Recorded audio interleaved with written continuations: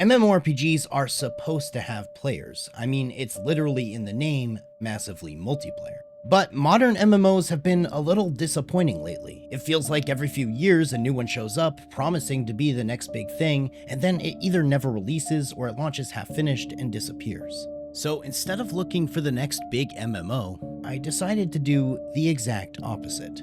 I went looking for the least modern MMOs I could possibly find. The thing is, there isn't always enough players to go around. Everyone tends to flock around the main popular titles, and the rest get left in the dust. I've explored a lot of dead MMOs on this channel, mostly by sorting through the lowest rated sections of Steam. But if you want to find the truly obscure, the truly hidden, you're not going to find those at the very bottom of the lists on Steam. That platform is just too big. No, the truly obscure live in ancient forum posts, through shady download links, and on websites that haven't been updated for over a decade. Now, normally I wouldn't recommend downloading random files from 20-year-old websites, but for the sake of science, that's exactly what we're doing. Today, I've gathered a list of a few of the titles that I want to dive into. These games are old, mysterious, secretive, and judging by some of the screenshots, extremely janky. What I want to find out, first of all, is just how many players exist on these servers, and would they be willing to chat with me? Second of all, I want to find something unique, something different, maybe even something kinda good. I don't think I was supposed to find this game.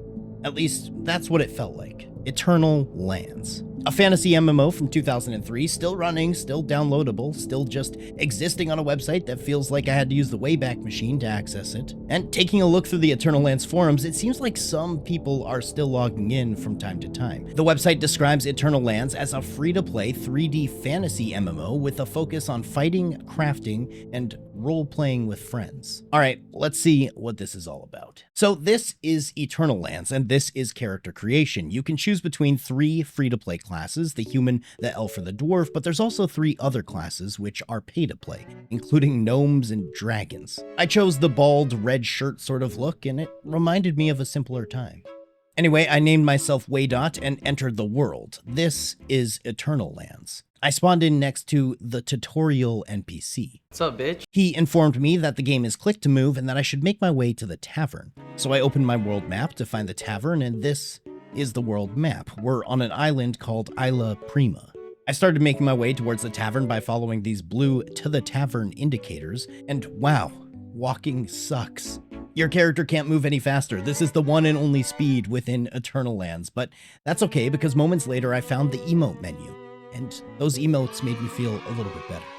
Anyway, this is the tavern. I spoke with Rekka, and this apparently got my overall level to 10 by giving me a level of 8 attack and defense. Not bad. I made my way back to the tutorial NPC, and I don't think I can begin to properly convey to you just how much of a struggle session I was in for. You see, his next quest was a simple gathering tutorial. He informs you that there's 9 separate flowers on this island and that you need to go and gather each of these flowers and put them in your storage. That sounds simple enough, right? It started off that way. I began by wandering around aimlessly looking for things to gather. I even slaughtered this poor little defenseless bunny with my bare hands. And eventually I stumbled across a plant that it seems like I could gather. By the way, this is gathering. You just stand beside whatever resource you're trying to get, and then your hand starts glowing, and that's how you know you're currently gathering. Unfortunately though, apparently in order to do this quest properly, I needed to gather all of the flowers in a particular order. I was getting kind of confused, so at this point I took a look at my world map again, and something interesting about Eternal Lands is that you can actually navigate and move your character by just clicking directly on the world map, and your character will begin to autopath to that location. Okay, cool, I guess. I found my next plant, which I could gather from these red snapdragons, and these ones seemed to actually work since I was gaining harvesting experience every time I gathered them. But this is when I realized that the game was actually directing me to different plants on the map, and you could find them on the main map by this little blue X. Okay, simple enough. I would just walk around gathering the plants the game directed me towards, and eventually I would have all 9 flowers and I could hand them in to the storage NPC. So I went and gathered these swamp candles, and did I just die? Mother Nature got pissed off at Waydot, who lost 14 health. Waydot was playing paintball at Passchendaele. What is happening right now? Okay, it turns out you can take damage when you're gathering things. Noted. Well, whatever, dying seemed to have no real penalty other than returning me to the spawn location, so I made my way back out and continued gathering plants. I got lilacs and red snapdragons and tiger lily and blue starflowers and chrysanthemum and blue lupine. Surely, this is all 9 flowers, right? My next map marker told me to hand everything into the storage NPC, so I did, but I couldn't help but notice that I only had 3 flowers in my inventory. Where did the rest go? Wait, is that a player? Metal Gear Acid. That's an OG Xbox gamer tag, if I ever saw one. Don't you guys fucking... I said, what's up? He said, not much, I'm new. I said, me too. How did you find this game? Used to play as a kid, what about you? I just heard about it. It's dead as fuck, not really worth playing. Yeah, it's an interesting time capsule. Yeah. And that's the last I really saw of Metal Gear Acid. I wish I had asked them about these flowers, because now apparently I had to go back and gather all of them again to make sure that I actually found them all. You see, the problem is that the quest would update before you had actually successfully gathered a resource from said flower. So now I would have to go back and find them all, but this time without any quest markers guiding me. This was fairly simple as I remembered the location of most of these. Eventually I had gathered from all the spots I remembered, the lilacs, the tiger lilies, the chrysanthemum, all the spots I remembered. 8 flowers. I'm missing a flower. Okay, surely I just overlooked it, right? Where the fuck is this last flower? When I tell you I spent the next 45 minutes of my life walking around this small little island in circles, examining every flower I could possibly find, even attempting to restart the quest and do it again from the start, I wish I was kidding. Eventually, after a ridiculous amount of walking in circles around this deserted tutorial island with a walk animation that makes it look like my character has a very sturdy imaginary rod stuck up there, eventually after that, I finally found the white Asiatic lily. I had walked by this spot about 67 different times at this point, and I don't know how I kept missing it, but here we are. Anyway, the tutorial continues on and teaches you about combat. You're given some leather pants and directed towards a rat cave, where I began kung-fuing the ever-living shit out of these tiny rats. I killed 10 of them, which rewarded me with a full set of leather armor, as well as a sword. You're eventually led to a ship, which leads you to another larger island, before being directed to another ship, which takes you to a further and even larger island. So, Eternal Lands. A very old game, only existing through a download link on a very old website. The fact I was able to find another player and chat with them even for just a moment is honestly mind-boggling, especially considering he said he was also a new player. What are the chances we both stumbled upon a 23-year-old MMO? The game clearly has some depth regarding its gathering and crafting system, which might be interesting to look into, but purely on a first impression basis, the jankiness is too damn high. But the strangest part about Eternal Lands isn't really the jank, it's the fact that this 23-year-old MMO still has servers that are alive and they're up and you can sign up and play right now. Overall, I'd give Eternal Lands a 5.5 out of 10. Istaria, Chronicles of the Gifted, is a name I kept seeing in my time researching old and forgotten MMOs. It wasn't talked about too frequently, but just enough times that it caught my attention. Because unlike some of the obscure MMOs featured in this video, Istaria was actually a real name in the genre at one point. So I tracked down the official website and immediately noticed that unmistakable early 2000s MMO energy. The kind of website that looks like it hasn't meaningfully changed since the day the game launched, which in this case would be December of 2003. Once again, and this never fails to absolutely blow my mind, the main and most obvious question is why the hell is this game still running with active servers featuring a player count of basically 0 nearly 23 years after its initial release? Well, you can still log in and play, so let's find out. So this is Istaria, and let me tell you, I was actually wildly impressed with character creation. There's 11 different races you can choose from, everything from dwarves and fiends to literal dragons, and the coolest part about it is all these races are featured in different sections of this long hallway. So it's kind of like exploring through all the races in some sort of museum. Now, not only is the fact that you can play as a literal dragon super cool, you can also change your age to the point where your character's model goes entirely off the screen. But the real bonus is that if you're a terminally online weirdo like myself, you might have noticed that this dragon looks vaguely familiar to iDubbbz's new VTuber model, in which he streams with on Twitch. Seems like something someone might want to address. So for that reason and that reason alone, I named myself Waydot and made my way into the game. This is Istaria. The user interface is a little crowded, but overall it's pretty self-explanatory. There didn't seem to be anyone around, but I typed hello into the chat box for good measure. I spoke with Spitfire here, who told me to follow the road further into this volcanic-looking region where I met another dragon, who then sent me right back to Spitfire. Along the way I tried jumping to see if I could fly, but apparently not yet. Anyway, Spitfire had me participate in my first bit of combat against these gruelettes. As a dragon, I had a few abilities to work with, including a couple of different stances, a bite attack, and of course, dragon breath, which was basically a one-shot, so combat was fairly straightforward. Now, I can already hear the keyboard clatter of people typing WoW clone in the comments, especially given the art style and the user interface, but consider this. The game was released before World of Warcraft, so I don't think that criticism actually holds up. I have to say, it's pretty interesting being able to play as an actual dragon. I feel like a ton of MMOs have tried this before, but they always cheap out and give you a more humanoid form to play with. So this is actually kind of cool. A while later, a thought occurred to me and I decided to try /who to see if anyone else was even playing this game. And as it turns out, there was a whopping 7 players online, including myself. I wondered if these were legitimate other players or some sort of long-forgotten bots. It seemed like a couple of them were even level 100. I typed in the marketplace and asked if anyone was around, and to my surprise, someone replied and said, Hello. So I said, wow, I'm surprised just to see someone online. I just found this game. And then he didn't reply for quite some time, but in the meanwhile, I just continued through the tutorial, which took me through more of the basics, including a pretty cool crafting and gathering system where you would go out and mine and gather resources and bring them back to crafting stations where you could refine and use those materials to make better armor and weapons. The tutorial concludes by leading you to the end of the volcanic region and to a portal which will teleport you to the main game. All in all, this game felt different. As I mentioned before, I've played a lot of dead MMOs, and they tend to all have a sort of archaic and janky feel to them. They're usually old and tedious, which usually explains why they're so dead. But that was not the case with Istaria. The game felt rather polished and a lot better than I originally expected, so I decided to push my luck and I continued asking in chat if anyone was around.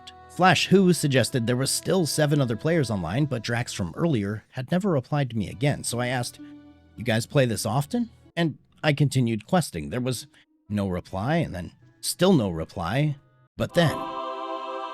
Morita and I play on our weekends. Crazy. How long have you guys been playing this game? It's pretty cool so far. I have played on and off since 2009 Morita. My RLGF started a few months ago. What to do if the guy that you like has a girlfriend? Okay, cool, but I had to know.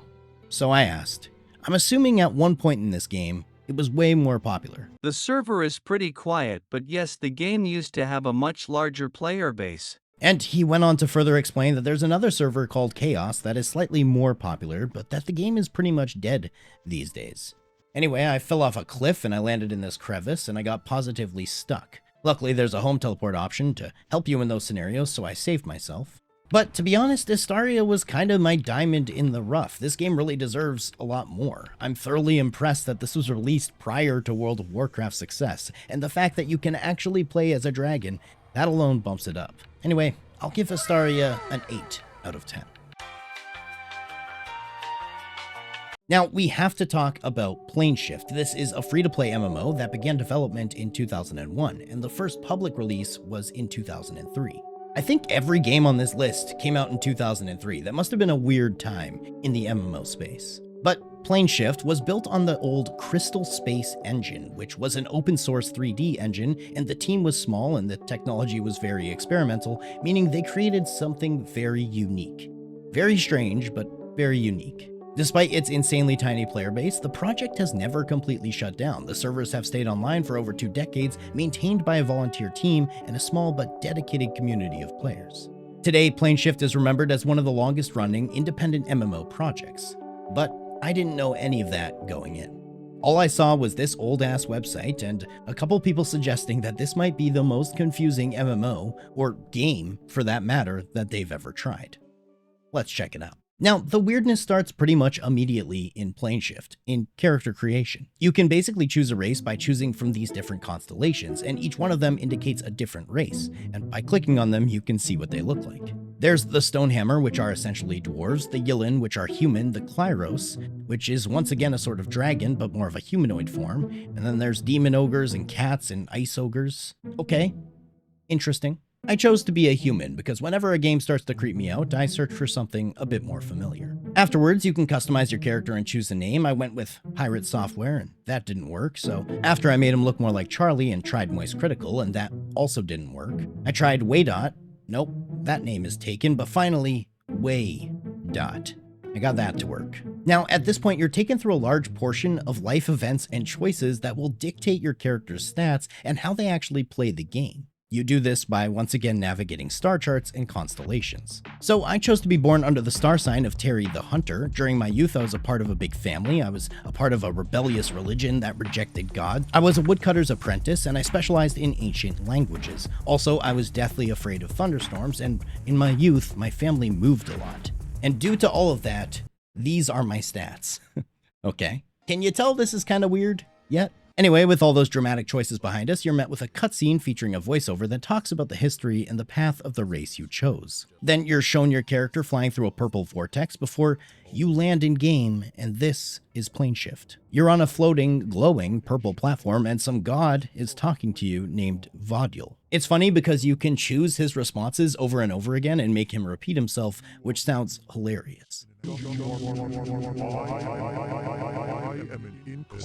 Anyway, you can move around with WASD in this ethereal zone, and this place is basically the tutorial. When you click on things, you get a few options such as look or touch. Now, this tutorial was very strange. Essentially, you're asked to go from area to area where you have to trigger cutscenes in order to unlock the next area. Every time you trigger all of the cutscenes in one area, you're asked to make another choice by choosing either the pink or blue shard in the center of this goblet. It's weird, and the most annoying part is that sometimes you would be standing exactly where a cutscene would later trigger, but it wouldn't trigger it while you were there. To top it off, I was experiencing lag and rubber banding of such a monumental degree that I almost turned the game off then and there, but I stuck it out. I explored through each new section of the tutorial, triggering all the random cutscenes that would take place.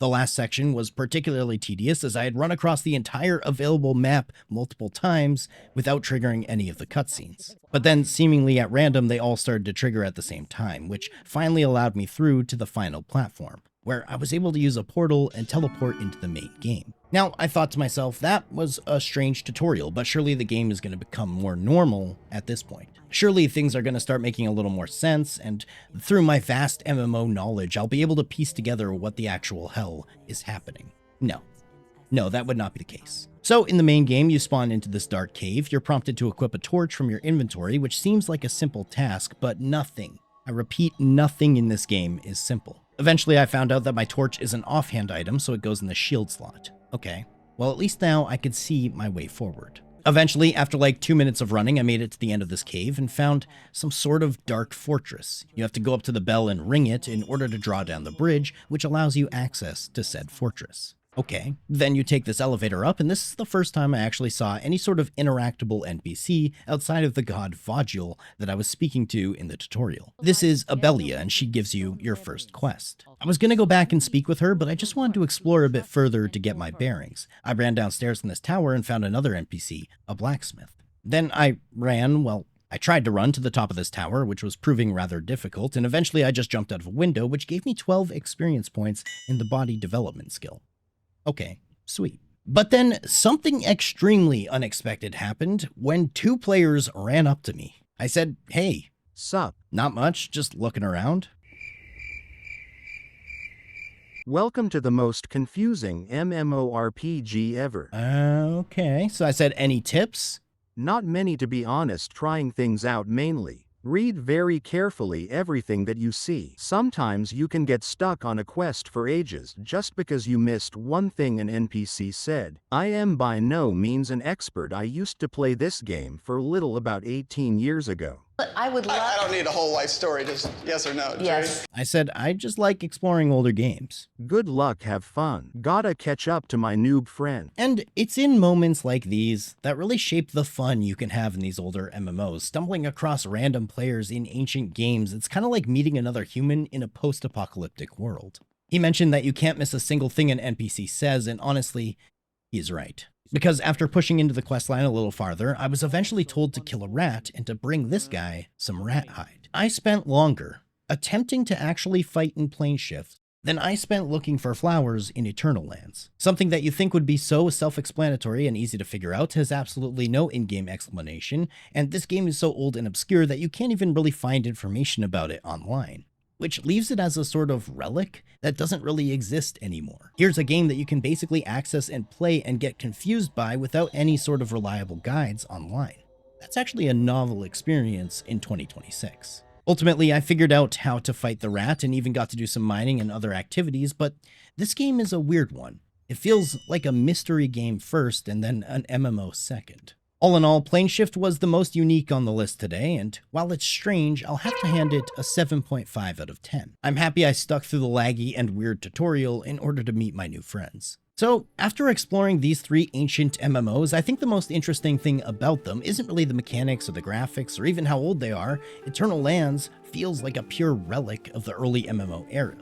Istaria ended up being the biggest surprise, a game that actually feels pretty polished. And then PlaneShift. This one is easily the strangest of the bunch. It feels like a mystery first. But the thing that stuck with me the most while playing all of these wasn't the systems or the designs, it was the people. Even in games that are basically empty now, you can still stumble across someone who's been logging in for years, sometimes even decades.